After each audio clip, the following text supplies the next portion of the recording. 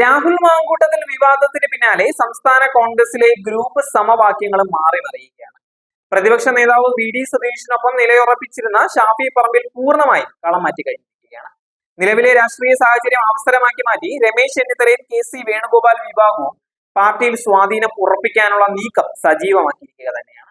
VD. Satheesan പ്രതിപക്ഷ നേതാവായത് തുടർച്ചയായി 2 നിയമസഭാ തെരഞ്ഞെടുപ്പുകളിൽ കോൺഗ്രസ് പ്രതിപക്ഷത്തേക്ക് പിന്തള്ളപ്പെട്ടതിന് പിന്നാലെയാണ് 2 ദശാബ്ദത്തോളം പാർട്ടിയെ നിയന്ത്രിച്ചിരുന്ന ഉമ്മൻചാണ്ടി, രമേശ് ചെന്നിത്തല, അച്യുതണ്ടിനും ഇളക്കം തട്ടിയത്. രമേശ് ചെന്നിത്തലയുടെ എതിർപ്പ് മറികടന്ന് പ്രതിപക്ഷ നേതൃസ്ഥാനത്തേക്ക് വി.ഡി. സതീശൻ എത്തിയതാകട്ടെ ഉമ്മൻചാണ്ടിയുടെ വിശ്വസ്തനായിരുന്ന ഷാഫി പറമ്പിൽ ഉൾപ്പെടെയുള്ളവരുടെ പിന്തുണയോടെ തന്നെയാണ്.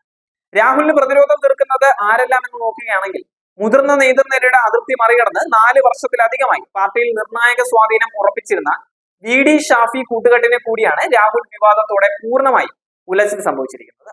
എ ഗ്രൂപ്പിന്റെ ഭാഗമായി രാഹുലിന് വേണ്ടി പ്രതിരോധം തീർക്കുന്നവരിൽ ഷാഫി പറമ്പിലിനൊപ്പം ബെന്നി ബെഹന്നാൻ, എം.എം. ഹസൻ, കെ.സി. ജോസഫ് തുടങ്ങിയ നേതാക്കളാണ് മുൻനിരയിലുള്ളത്.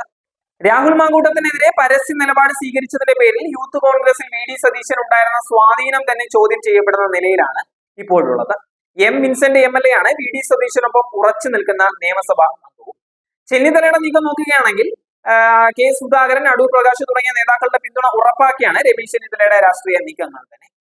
കെ.സി. പക്ഷം കരുത്താർജിക്കുന്നു എന്നുള്ളതാണ് പ്രധാന ചോദ്യം.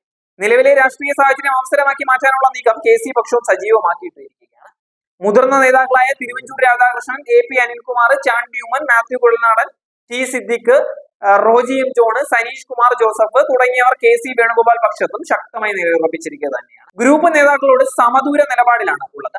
കോൺഗ്രസ് കേന്ദ്രങ്ങളെ പിടിച്ചുലച്ച മുൻ യൂത്ത് കോൺഗ്രസ് സംസ്ഥാന അധ്യക്ഷനെതിരായിട്ടുള്ള വിവാദം തെരഞ്ഞെടുപ്പിന് ഒരുങ്ങുന്ന പാർട്ടിയിൽ പുതിയ ശാക്തിക ചേരികളുടെ ബലാബലത്തിന് കൂടിയാണ് വഴി തുറന്നിരിക്കുന്നത്.